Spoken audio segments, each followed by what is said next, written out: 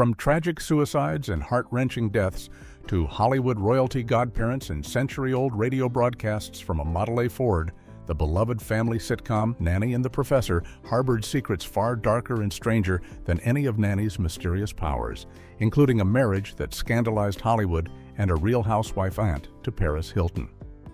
Fact 1. Richard Long's fatal lifestyle choices. Richard Long, the charming actor who played Professor Harold Everett on Nanny and the Professor, died tragically young at just 47 years old in 1974, only 3 years after the show wrapped up its final season.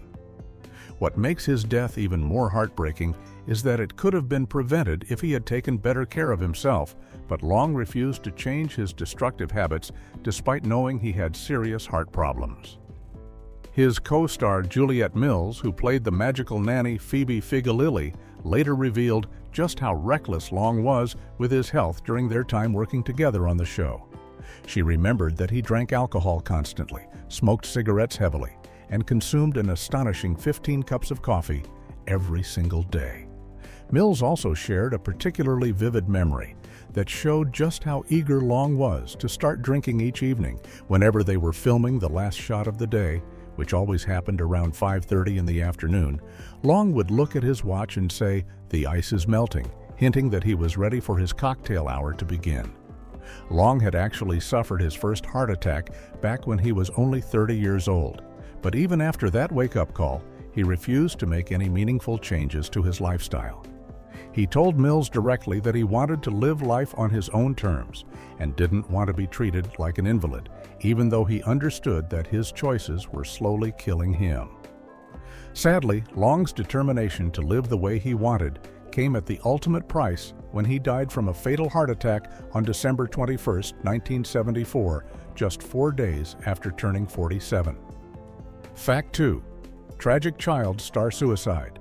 The heartbreaking story of Trent Lehman, who played the mischievous middle child Butch Everett on Nanny and the Professor, serves as a devastating reminder of how difficult life can be for former child actors after their time in the spotlight ends. On January 18, 1982, Lehman took his own life at just 20 years old by hanging himself on a chain-link fence outside Vina Avenue Elementary School in Pacoima, California, which was the very same school he had attended as a young boy before being pulled out to pursue his acting career.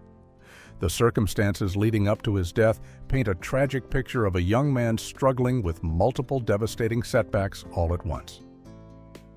After Nanny and the Professor was canceled in 1971, Lehman found it nearly impossible to find acting work and eventually moved to Colorado with his mother, where he took on various odd jobs and showed little interest in returning to show business. A few years later, he decided to move back to California because of a girlfriend he had fallen deeply in love with, but the relationship ended badly and he found it extremely difficult to cope with her rejection. Making matters even worse, his apartment was burglarized just a few months later, and he lost many of his possessions during the break-in, which sent him into a severe depression.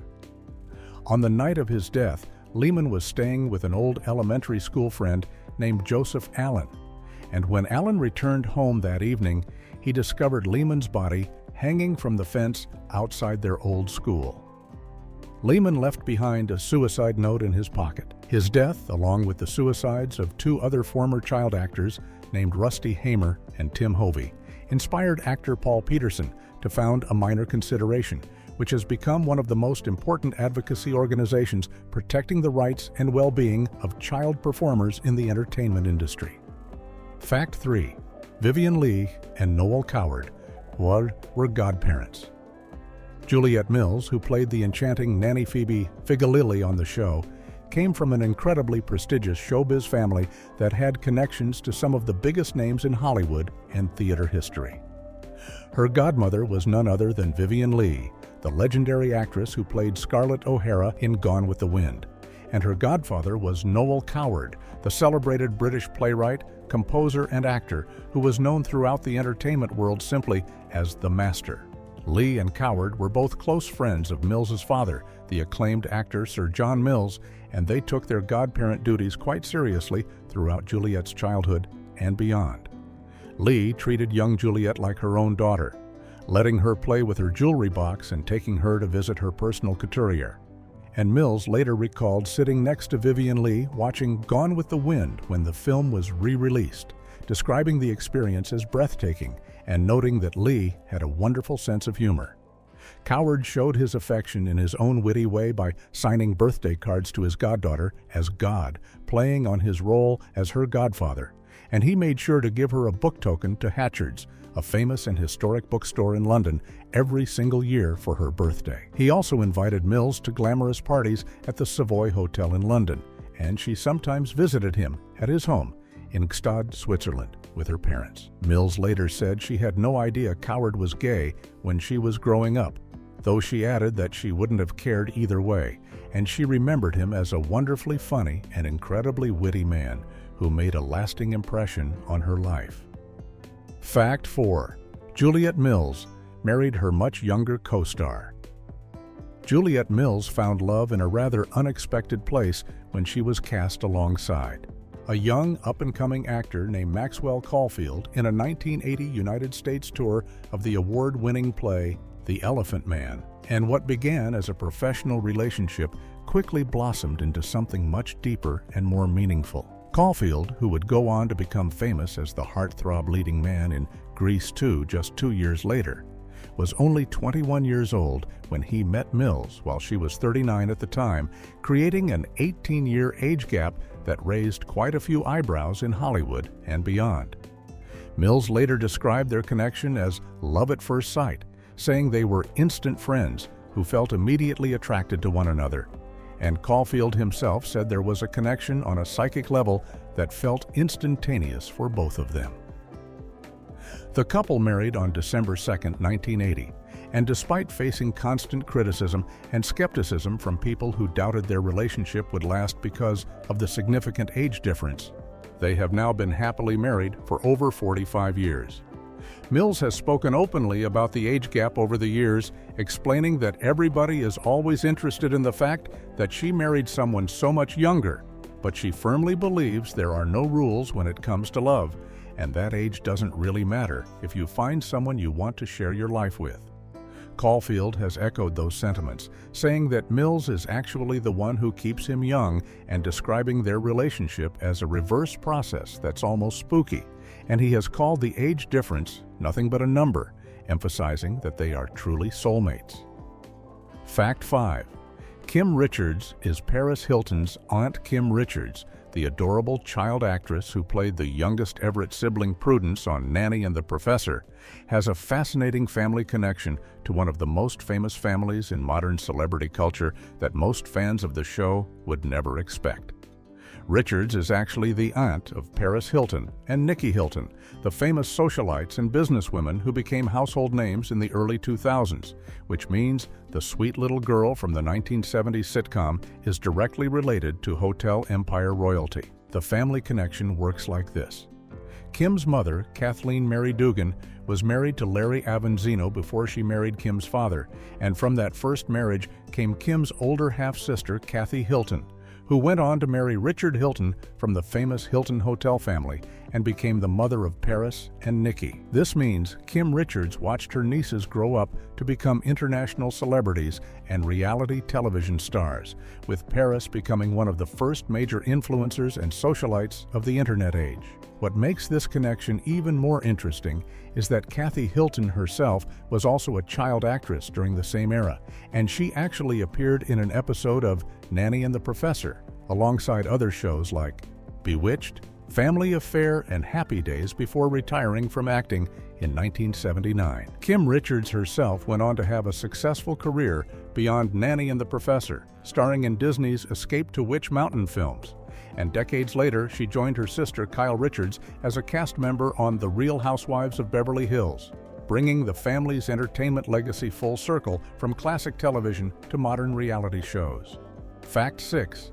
The mysterious car radio, one of the most peculiar and unexplained elements of Nanny and the Professor, was the vintage automobile that Nanny drove throughout the series, which had a supernatural quirk that perfectly captured the show's mysterious and magical atmosphere. Midway through the first season, Nanny and the children worked together to restore a broken-down 1930 Model A Ford, which she lovingly named Arabella after one of her favorite aunts, and the bright yellow car became an iconic part of the show's visual identity.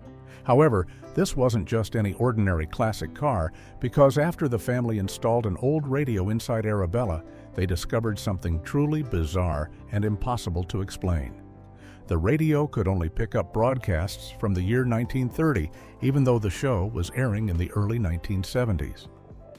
The family would turn on the radio and hear announcers promoting new talents, like Harry James and Benny Goodman, as if these legendary musicians were just starting their careers, and the programs they heard were actual shows from the big broadcast of 1936, complete with the authentic sound and style of that era.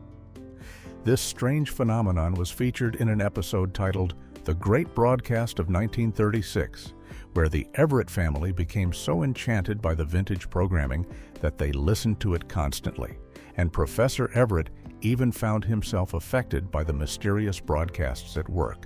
The show never provided any logical explanation for why Arabella's radio was stuck in the past, leaving it as one of many unexplained mysteries surrounding Nanny's supernatural influence.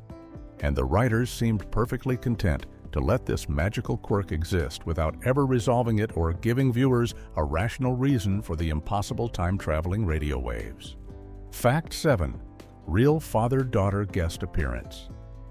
In a heartwarming example of real-life family connections making their way onto the small screen, Juliet Mills got the chance to work alongside her own father during the show's run when the legendary British actor Sir John Mills appeared as a guest star in an episode titled The Human Fly. Sir John Mills, who was already an incredibly accomplished and respected actor with a career spanning decades in both British and Hollywood films, played the role of Uncle Alfred, one of Nanny's many eccentric relatives who would occasionally drop by the Everett household for memorable visits. In this particular episode, Uncle Alfred arrived at the house and completely captivated the Everett children with his wonderful storytelling abilities and his most impressive talent of all, performing a human flying act that left the kids absolutely enthralled and amazed.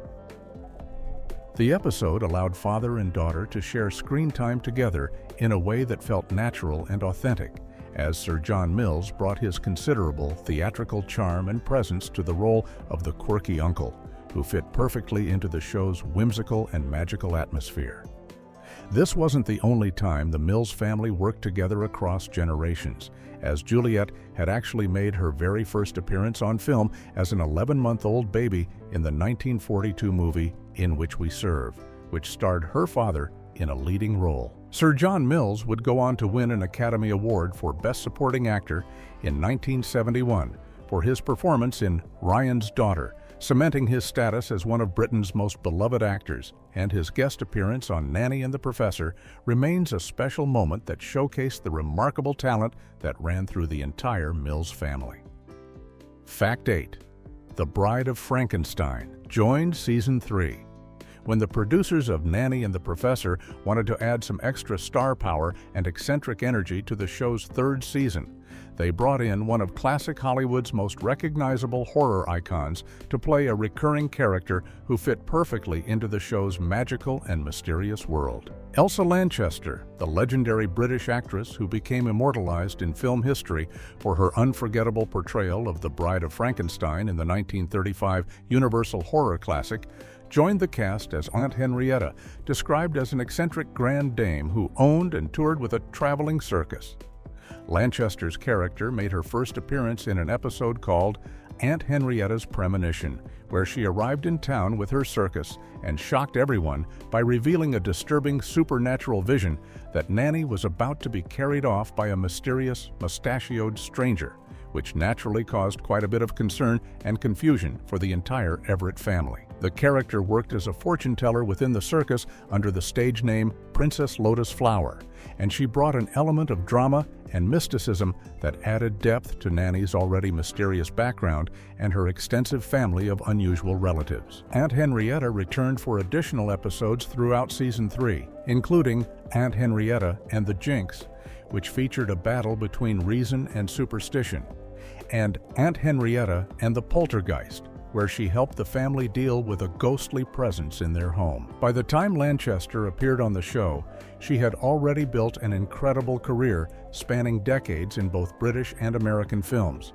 including memorable roles in Disney movies like Mary Poppins and That Darn Cat, and her presence added a touch of old Hollywood glamour mixed with supernatural intrigue to the family-friendly sitcom. Fact 9. Sandwiched between TV legends. The secret to Nanny and the Professor's impressive ratings during its first 2 seasons wasn't just the charming performances or the magical storylines, but rather the absolutely perfect scheduling decision that ABC made when they placed the show in what would become one of the most iconic Friday night lineups in television history.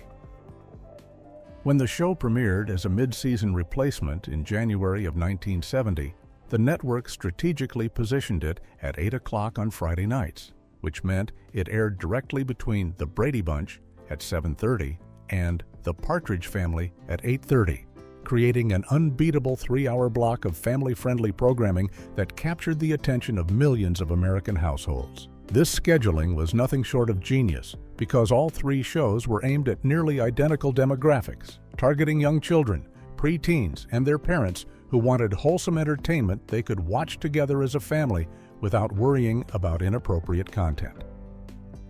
Television historians and classic TV experts have pointed out that this Friday night lineup represented the absolute peak of family viewing during that era, with viewers tuning in for the entire evening and staying glued to their sets as they moved from one beloved show to the next without ever changing the channel. The combination of Mike and Carol Brady's blended family, Nanny's magical influence on the Everett household, and Shirley Partridge's singing family created a cultural phenomenon that defined what Friday nights looked like for countless families across America, and Nanny and the Professor benefited enormously from being nestled right in the middle of these 2 massive hits that kept audiences engaged and entertained throughout the entire primetime block. Fact 10. Fatal time-slot move. After enjoying 2 successful seasons with strong ratings thanks to its ideal Friday night placement, Nanny and the Professor fell victim to one of the most baffling and destructive scheduling decisions in television history, when ABC decided to move the show to Monday nights for its 3rd season in 1971. This wasn't just a simple time change to a different night of the week, but rather a move that television historians and classic TV experts still describe as completely inexplicable and almost deliberately designed to kill the show, because ABC placed the gentle family sitcom directly opposite 2 of the biggest and most dominant programs on television at that time. On Monday nights, Nanny and the Professor found itself competing against Gunsmoke on CBS, which was a massively popular Western that had been a ratings powerhouse for years and attracted huge audiences of all ages, and it also had to go head-to-head with Rowan and Martin's Laugh-In on NBC, the groundbreaking sketch comedy show that was one of the hottest and most talked-about programs of the entire era. The impact of this scheduling change was immediate and devastating, as the show's ratings plummeted almost overnight. Because families who had faithfully watched Nanny and the Professor on Friday nights were now forced to choose between their beloved magical nanny and these 2 television giants that dominated the Monday night landscape.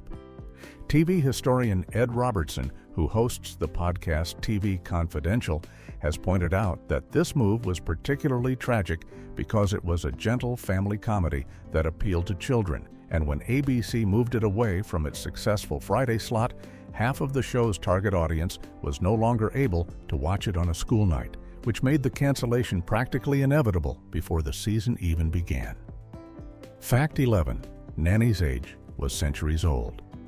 One of the most intriguing and unsettling mysteries that Nanny and the Professor hinted at throughout its run was the possibility that Nanny Phoebe Figalili was not just a young woman with magical powers, but potentially an immortal being who had been alive for centuries without aging a single day.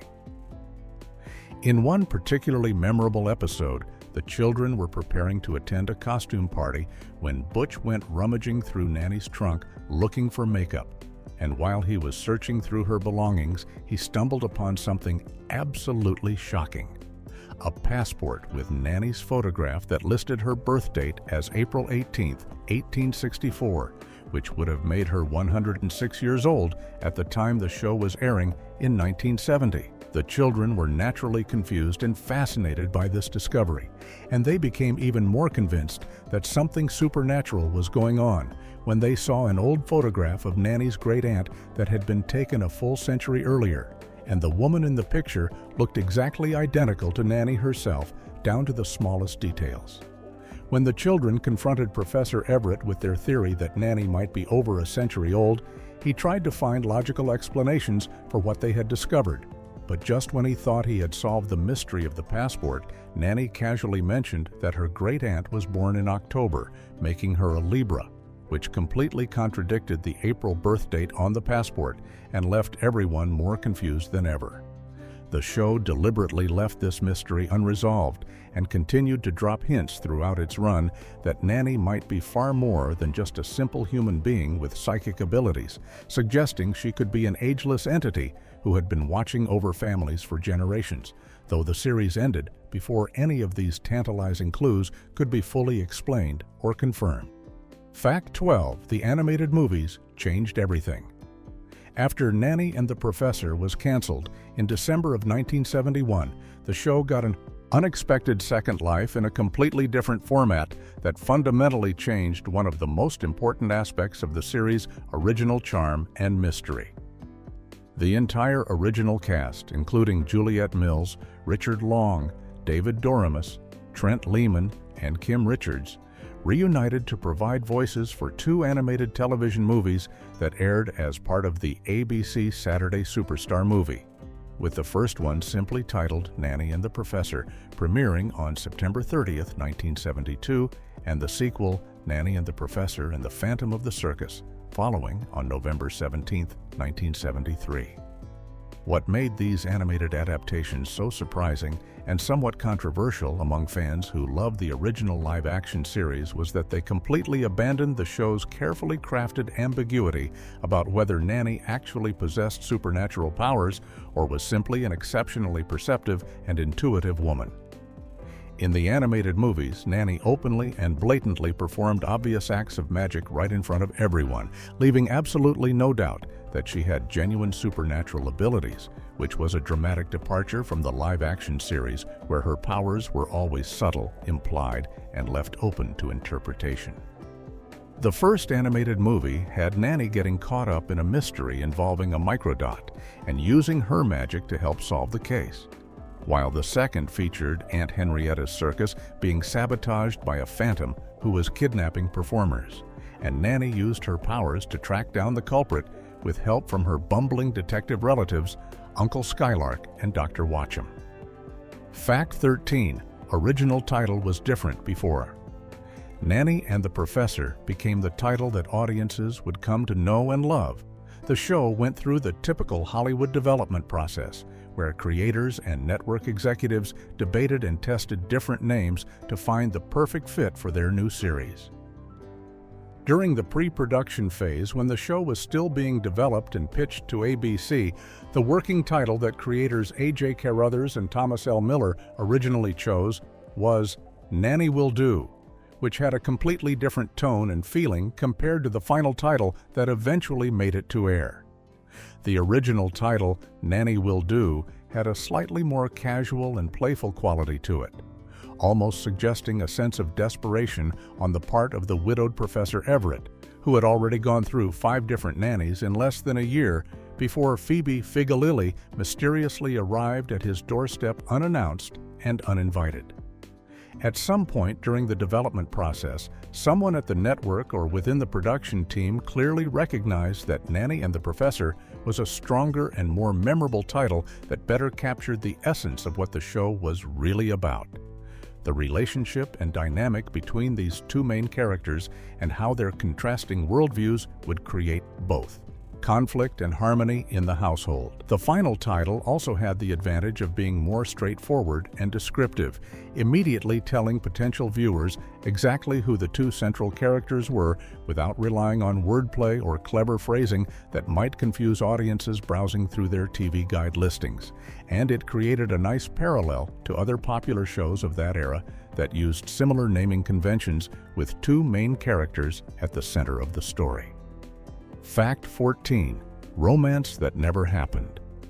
Looking back on her time starring in Nanny and the Professor, Juliet Mills has been quite vocal about what she believes was one of the biggest mistakes the network and producers made during the show's run, and she thinks this decision ultimately contributed to the series ending when it did. Mills firmly believed that ABC and the show's creators made a critical error by refusing to allow any romantic relationship to develop between her character Nanny and Richard Long's Professor Everett, despite the fact that the two actors had undeniable chemistry on screen that viewers could clearly see and were eager to watch blossom into something more. In interviews given years after the show ended, Mills explained that the network was simply too prudish for the early 1970s, and they were extremely concerned about the implications of having two young, attractive, unmarried adults living together under the same roof with impressionable children, watching which would have been considered somewhat scandalous at the time, even though the arrangement was strictly professional. She recalled that the network's prudishness extended to even the most innocent scenes, pointing out that if there was ever a scene where her character came out of her bedroom at night, the costume department was required to dress her in nightgowns that went all the way up to her neck and all the way down to the ground, leaving absolutely nothing exposed that might suggest any hint of sexuality or romantic possibility. Mills explained that any romantic tension that viewers detected between Nanny and the Professor wasn't written into the scripts at all, but rather came from the natural chemistry and mutual affection between her and Richard Long as actors and friends, and she believed that audiences were expecting the characters to eventually start developing a deeper relationship that the show simply refused to explore or acknowledge. Fact 15. Nanny's fiance had the most British name ever. In one of the most memorable episodes of Nanny and the Professor, viewers learned that Nanny had a romantic past when her fiancé suddenly arrived from England with plans to finally marry her and take her back across the Atlantic, and this mysterious suitor happened to have what might be the most ridiculously British name ever written into a television script. The character's full name was Cholmondeley Featherston Hove, which looks absolutely impossible to pronounce when you see it written down, but the show helpfully explained to confused American audiences that it was actually pronounced Chumley Fanshawe, following the peculiar British tradition of aristocratic names being spelled one way and pronounced in a completely different and seemingly unrelated way. During the episode, Nanny was preparing to marry Cholmondeley and preparing to leave the Everett family forever, which naturally upset the children and the Professor, who had all grown to love and depend on her presence in their lives. However, the wedding never actually took place because of a touching and somewhat supernatural discovery that Nanny made while she was getting ready for the ceremony. As she was putting on her great-great-great-grandmother's wedding gown, which had been passed down through multiple generations of her family, Nanny found a hidden note that her own mother had tucked away inside the dress, and the note contained a simple but powerful piece of advice. She should only marry if she was truly in love. After reading this message from her mother, Nanny realized that while she was devoted to Cholmondeley and cared for him deeply, she wasn't genuinely in love with him in the way that her mother's note had described, so she made the difficult decision to call off the wedding and stay with the Everett family where she felt she was truly needed and where her heart truly belonged.